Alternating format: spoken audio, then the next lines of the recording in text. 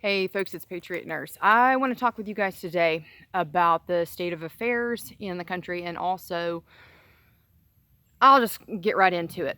Multiple news outlets who are like de facto liberal but are considered by the uninitiated, clueless American populace to be moderate, like USA Today, they're even posting now. I'm gonna sit down because we're gonna have talk. They're even posting now that civil war in the United States is either imminent or underway. And so let's talk about this for a minute here. USA Today posted an article, I think a couple days ago, which I'll link to in the description box below. But the question was being asked, are we essentially in a soft civil war right now? And the point here that I want to make is all civil wars typically will start out in the initial phases as quote-unquote soft, meaning it will start out as just heated rhetoric, a breakdown in dialogue, a breakdown in the functioning of the political process, things like that. We've been underway with this thing for years, if not decades. But recently, what's happened, Chuck likes to show up. Recently, what's happened is that with the election of President Trump and with the ultimate failure of the Democrat Party, the de facto socialists now, you're not going to find a moderate Democrat anymore, right? Like, they're gone. They're long, long gone. And the ones that are left that claim some sort of allegiance to a party that's 50 or 60 years old have got their head up there, you know what. So the ones that are essentially left in this party right now are at a minimum soft Trotsky-like socialists, and the expectation that I have is that they're going to increasingly go more and more towards the Stalinist type of socialism, definitely Leninist, Stalinist-style socialism. And why do I think that? Why do I think it's headed this way? Because of what is being said right now by elected representatives, specifically Maxine Waters. This woman is off her rocker anyway. She's just a nasty, bitter you-know-what. But when you have, and I think this is important to take note, when you have elected officials that are fomenting and are supporting and are encouraging violence, despite what she says, they had a follow-up with her, after she got rightly so, a lot of pushback and heat from it. The follow-up that she got, she said, "Oh, I didn't do this, I didn't call for violence." Bull. Yeah, you did. Yeah, you did. And people who are clued in can tell the difference between someone who's lying chronically, like what she does, and someone who just made a misstep, okay? Now, make no mistake about it, that woman meant every bit of what she said, and the reason why she meant it is because she's been able to essentially say whatever she wants to encourage, at the very minimum, stalking, for months, right? But she is moving now towards encouraging people towards forcible felonies, all right? Towards like harassment and physical violence and things like that, okay? So I think recently Chuck Schumer basically, got in front of, a session of the Senate and said, "Hey, not good, you can't say that." He didn't, of course, condemn her directly, but the sort of veiled, "We should all be nice here, let's all get along and respect the political process," and all that, okay? I don't believe that. I don't believe that. What I think happens is that there's the official party line narrative that the news outlets will parrot, and then there's the real agenda, which is being pushed from the middle and from the bottom, and that's what they're doing. Now, the objective reality of the situation is as follows. The average American patriot / American gun owner has shown immense restraint against the leftist tactics that we've seen for the past year, specifically with Antifa. The average American patriot, the average American gun owner has shown restraint far and above what these people deserved.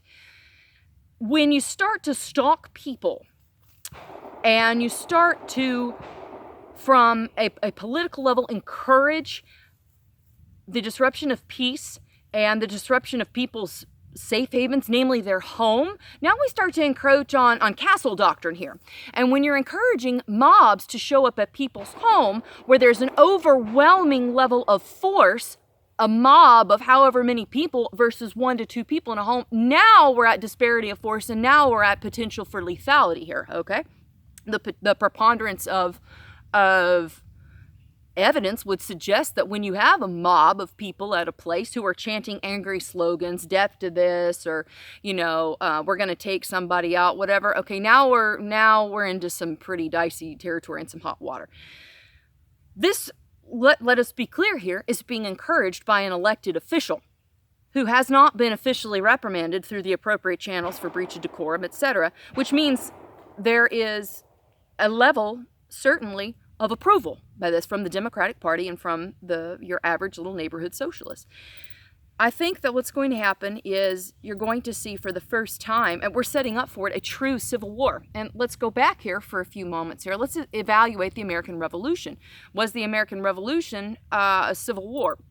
Sort of. I mean, not really. I mean, you had a secessionary movement away from Great Britain where the populace had, in many cases, a direct confrontation of loyalists, Tories versus the colonists, the patriots, the American revolutionaries. The Tories, the big government people, your what would be your modern day Democrats, etc., were located at that time primarily in the cities, the coasts, the places where loyalist sympathies were at their highest were in places where people, of course, had the greatest amount of dependency upon crown, upon the government at that point. When you get into the war between the states, I'm not going to go into all of that, but the bottom line is it wasn't a true civil war. You don't have two factions warring for the same control of a central government. In the words of Jefferson Davis himself, all we asked is to be let alone. We have a secessionary movement in much the same vein as the revolutionaries. And even if you evaluate the writings of the Confederacy, the leaders of the Confederacy use the same language, the same vernacular as those of the Anti-Federalists during the American Revolution, right? But what we're looking at now is a de facto war for the same government. We have a party that is now out of power who is encouraging insurgent Bolshevist-style tactics of intimidation, of outright violence in the most recent examples with Maxine Waters here, that is being adopted by the middle levels of the party, which would be what you saw at Red Hen with that you-know-what, Stephanie Wilkinson. I'm trying to keep this G-rated as I can, guys, but if you sense that I have a little bit of disdain and antipathy towards these people, you're darn right. They're the absolute lowest scum of the earth, and they are pitiful excuses for Americans. When I consider the number of people worldwide who would love to be functioning citizens here in the United States, who love our Constitution, who love the Bill of Rights, who would, I won't say kill for the opportunity to be here, but would give an awful lot to be here, to be good citizens. I can't help but feel anything but disgust and disdain for these people who call themselves Americans, but they're nothing but Bolsheviks. And so we're going to be facing, in many ways, a kind of hodgepodge hybridization, I think, in the months and weeks to come. The whites versus the reds during the Russian Revolution is something that comes to mind. It's not exactly the same, of course, but this is not just a phenomenon here in the United States.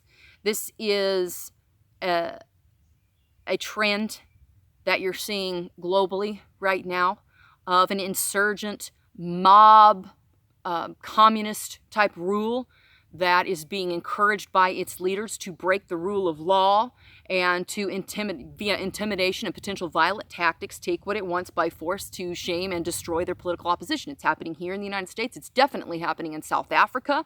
We're looking at similar things happening in Europe. There's a lot going on right now.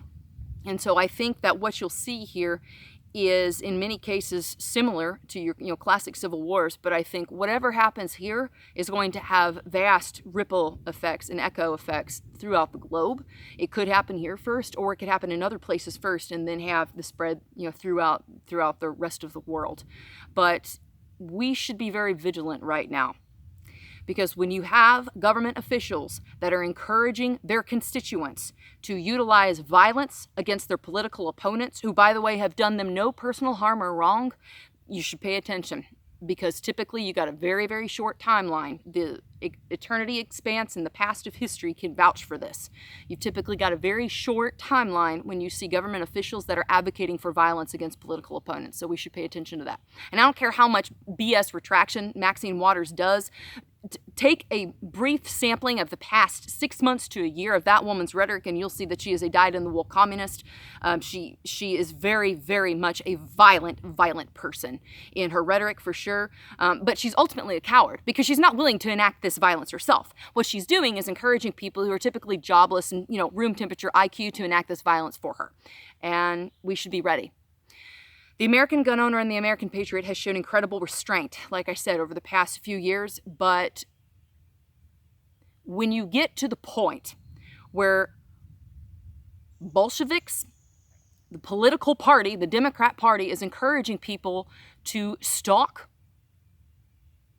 Republicans, Trump supporters, constitutionalists, duly operating government agents who are operating, by the way, within the rule of law and not against the Constitution, when you've got the Democrat Party supporting this, you should pay attention. Timeline's getting short. Be ready, y'all. It's a great reason to be armed, to be capable and effective, and ready. For now, it's Patriot Nurse sign off, and I'll see y'all later. Bye.